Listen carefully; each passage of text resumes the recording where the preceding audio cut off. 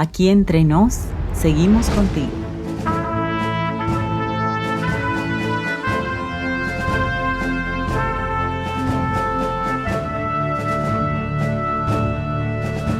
¿Qué tal, amigos? Bienvenidos a Aquí Entre Nos, un programa pensado en los maestros de escuela sabática. Espero que hayas ido a nuestro canal de Telegram. De ser así, tuviste que haber visto un par de materiales que preparamos para ti. Si aún no lo has hecho, te dejo el enlace en la descripción para que nos visites. Y como vas a estar por ahí, aprovecha para darle me gusta a este programa. Y así otros buscadores de materiales para maestros serán redirigidos por el algoritmo de YouTube. Por otro lado, esta semana la lección toma un sentido bastante peculiar, ya que se centrará en algunos capítulos del libro de Números que nos muestran cómo en los primeros meses de la nación judía en el desierto pasan de un estado de cumplimiento de todo lo que Dios decía a otro que comenzó con la inquietud seguida por la agitación y terminó en la rebelión abierta. ¿Estás listo para edificar a tu clase con las lecciones que podemos aprender de los errores de nuestros ancestros espirituales? Pues entonces, comencemos. Las herramientas básicas para cada segmento de tu repaso están en El Sábado Enseñaré, el título que identifica el material auxiliar para el maestro. Esta vez, la reseña, el comentario y la aplicación a la vida están a partir de la página 27 e irán hasta la 30. Dale al menos un par de lecturas. Estoy seguro de que te serán de mucha ayuda. Primer segmento. Motiva. 1 minuto. Acelera el corazón de tus alumnos motivándolos con una razón válida de por qué esta lección es importante para sus vidas. Si no captas la atención de tu clase desde el comienzo, se te va a dificultar hacerlo luego. Por eso te dejamos una herramienta que ha probado ser infalible, una pregunta abierta. Prueba la siguiente. ¿Qué relación tiene la rebeldía con el tema del descanso en Cristo? Pues de eso es lo que tratará nuestro repaso de hoy. Ahora, deja que el interrogante haga su trabajo y mientras tus alumnos reflexionan, pasa a la parte siguiente. Segundo segmento, explora, 15 minutos. Extrae de la mente de tus alumnos los 3 aspectos más edificadores del carácter que la lección contiene. En este segmento desarrollaremos 3 aspectos contenidos en la lección que van a ayudar en la edificación del carácter de cada miembro de tu clase. Los siguientes son los puntos que yo escogí. Número 1. El contexto primordial. Es muy probable que cuando leas la lección de esta semana te pase lo mismo que a mí y te preguntes ¿qué tiene que ver esto del pueblo de Israel con el tema del reposo? Al comienzo no me fue muy claro. Incluso leí todos los materiales complementarios como las ayudas para los maestros y el libro comentario sin tener resultados. Sin embargo, después de meditar un poco, vi cómo cada cosa encajaba perfectamente. Para poder entender todo en su debido contexto, necesito tocar un punto contigo que no vas a encontrar en ninguna parte del folleto y creo que si lo abordas adecuadamente con tu clase, vas a hacer que tu repaso sea muy revelador. Por favor, pregúntale a tu clase ¿qué fue lo que la rebelión en el desierto produjo en la generación que salió de Egipto? Después, lee con tus alumnos Hebreos capítulo 3, versículos 16 al 19 y deja que te den sus apreciaciones. El texto dice, ¿quiénes fueron los que habiendo oído le provocaron? ¿No fueron todos los que salieron de Egipto por mano de Moisés? ¿Y con quiénes estuvo él disgustado 40 años? ¿No fue con los que pecaron cuyos cuerpos cayeron en el desierto? ¿Y a quiénes juró que no entrarían en su reposo, sino a aquellos que desobedecieron? Y vemos que no pudieron entrar a causa de incredulidad. Lo más seguro es que la clase responda acertadamente que esa generación de israelitas no pudo entrar en la tierra prometida, sino que tuvo que morir en el peregrinaje de 40 años en el desierto. Pero me gustaría animarte a que le hagas caer en cuenta a tus alumnos ¿cómo es que el escritor de Hebreos llama a Canaán? Él le dice su reposo, refiriéndose al reposo del Señor. Y aquí es donde todo cae en su sitio. La lección describe una línea de tiempo y acontecimientos que le impidieron al Israel liberado alcanzar el reposo que significaba encontrar alivio, tanto de la opresión egipcia como de las inclemencias de su viaje por el desierto. La tierra prometida significaba el descanso de más de 400 años en Egipto, buena parte de los cuales estuvieron en esclavitud.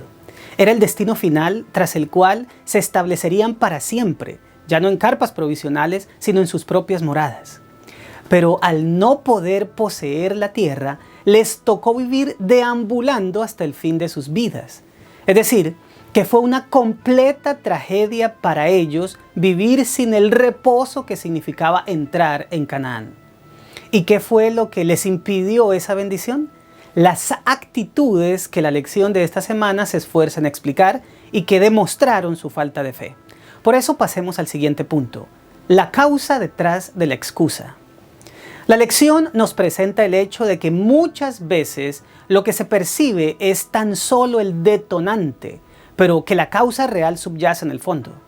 Dos cosas se tocaron en la semana que sirven como ejemplo de esto: la supuesta nostalgia de la comida egipcia y las quejas de María y Aarón. Hablemos de lo primero. Pide a un miembro de tu clase que lea Números 11 del 4 al 6 y luego pregunta: ¿quiénes originaron las quejas sobre el maná? Escucha lo que dice la cita. Y la gente extranjera que se mezcló con ellos tuvo un vivo deseo, y los hijos de Israel también volvieron a llorar y dijeron: ¿quién nos diera a comer carne? Nos acordamos del pescado que comíamos en Egipto de balde, de los pepinos, los melones, los puerros, las cebollas y los ajos. Y ahora nuestra alma se seca, pues nada sino este maná ven nuestros ojos. Estoy completamente seguro de que después de que tu clase lea el texto, va a tener muy claro que la nostalgia de Egipto provino inicialmente de los que se conocen como la multitud mixta. Es decir, un grupo de egipcios que se unió a los israelitas cuando salieron del país que los había esclavizado. Es muy probable que algunos estaban emparentados matrimonialmente con mujeres hebreas, o a lo mejor eran hijos de matrimonios mixtos, y que otros más fueran egipcios que, viendo el poder de Dios, echaron suerte con su pueblo. Lo cierto es que eran gente libre que no experimentó el rigor de la servidumbre y que tenían de qué tener nostalgia a tal punto de querer regresar. Pero lo que no cabe en la cabeza es cómo los israelitas se contagiaron de tal inquietud que hasta llegaron a quejarse del maná y a decir que les iba mejor en la tierra de su esclavitud. El punto aquí es que esto solo era una excusa de lo que verdaderamente había dentro de ellos: rebelión. Otro ejemplo de esto lo marcan María y Aarón, que muestran su descontento por una supuesta falta de tino de Moisés.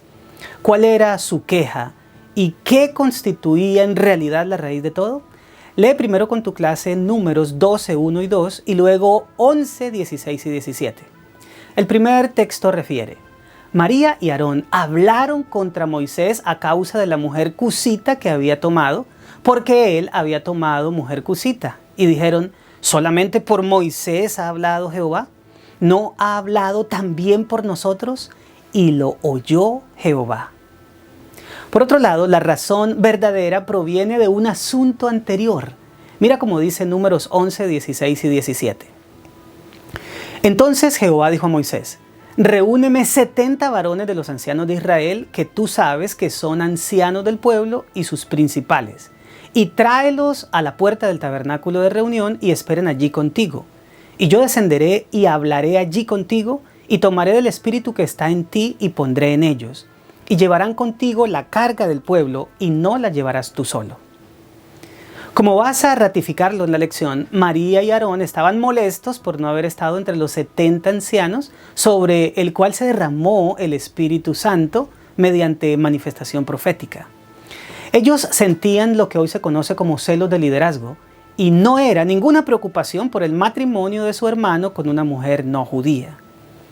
Esto no era otra cosa que el afloramiento de algo que tenemos todos los seres humanos: una naturaleza caída. Una vez nuestros primeros padres se rebelaron contra Dios, la maldad hizo parte de todo en este mundo. Pablo, hablando de su humanidad, dice que no puede hacer el bien que quiere debido a que algo no lo dejaba. Lo llama el pecado que mora en mí. Una rebeldía interna que desconfía de Dios y busca aflorar bajo cualquier pretexto. Esto fue lo que constituyó la verdadera razón por la que una y otra vez la generación que salió de Egipto se enfrentaba a su líder y a su Dios.